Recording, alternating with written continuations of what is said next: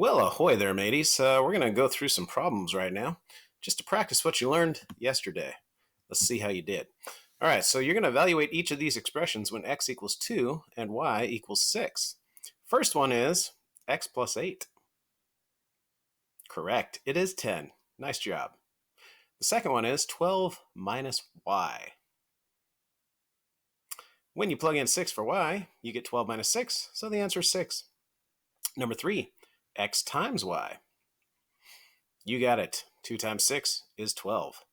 Number 4, x plus y. If you said 8, you're correct. 2 plus 6 is 8. Number 5, y divided by x. This one's a little tricky. Y is on top, so 6 divided by 2 is 3. And the last one, y minus x. All right, 6 minus 2 is 4. Let's see how you did on each of those. I just went over all the answers. Anyway, all right. Next slide. Okay, we're going to work on writing expressions now. So write the phrase as an expression. So if we have 8 fewer than 21, what does that look like? There it is, 21 minus 8. So it's 8 fewer than 21 means 21 minus 8. When you see fewer than, you're going to do subtraction. Letter B, the product of 30 and 9. Product means multiply. So it is 30 times 9. You could also say 9 times 30 technically. So whenever you see product, you're going to multiply. Okay, moving on. This one, 14 more than a number x. Yes, it would be x plus 14. Do not get this confused with the greater than sign. So a little different. When you see more than, that means addition. Unless it says is more than, in which case it would be a greater than sign. For B, a number y minus 75. Pretty self-explanatory. Y minus 75. Whenever you see minus, it's subtraction. C, the quotient of 3 and a number z. Quotient means to divide. So the first one is what you're dividing into. The second one is what you're dividing by. So it is 3 divided by z. You could also write that as 3 over z. Whenever you see quotient, it means division. Okay, moving right along. Where are we? We already did that one. Oh, okay, sum for on your own. So write the phrase as an expression. You don't have to evaluate it, just write it as an expression. The sum of 18 and 35. 6 times 50. 25 less than a number b. A number x divided by 4. The total number t at 11. 100 decreased by a number k. Those are all the answers. There we go. All right, hopefully you did well on those. And we are moving right along. Here we go. The story problems, your favorite. The length of Interstate 90 from the West Coast to the East Coast, and this is actually true. So I-90 from Seattle goes all the way to the East Coast, is 153.5 miles more than 2 times the length of Interstate 15 from Southern California to Northern Montana. Let M be the length of Interstate 15. Which expression can you use to represent the length of Interstate 90?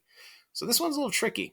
They're giving you a big bit of information saying that M is the length of Interstate 15.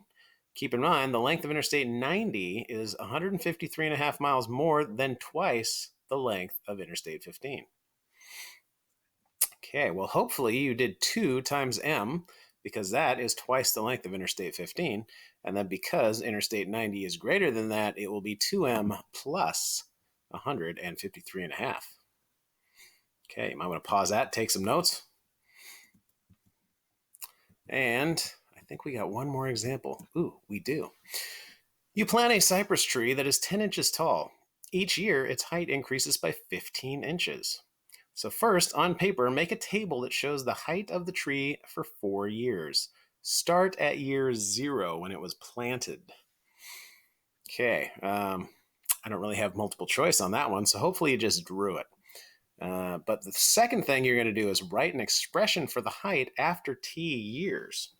This one, there are choices. Ooh, See which one you think it is. Okay, so first we'll go over part A and then we'll do part B. So hopefully your table looks something like this. So you have years from 0 to 4. 0 is when it's planted. It is 10 inches when it's planted. So notice for year 0, it's actually at 10. And then it grows 15 inches every single year. So after 1 year, it is 25. After 2 years, it's 40. So it keeps adding 15 each time. So the expression for the height is 10 that it starts with plus 15 times t. T represents the number of years. So for year 4, you would do 15 times 4, that's 60, plus the 10 that it started with is the 70.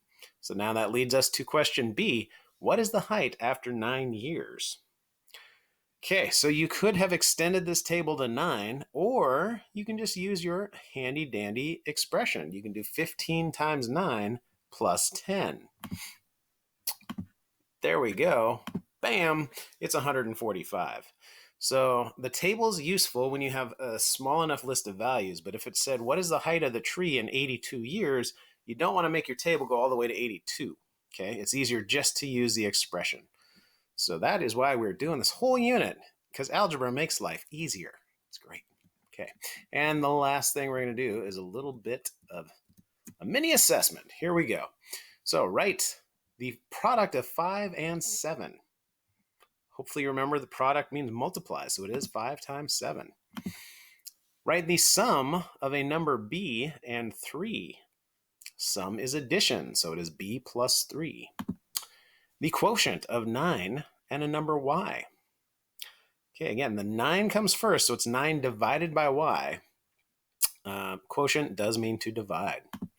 Number 4, 8 less than a number x.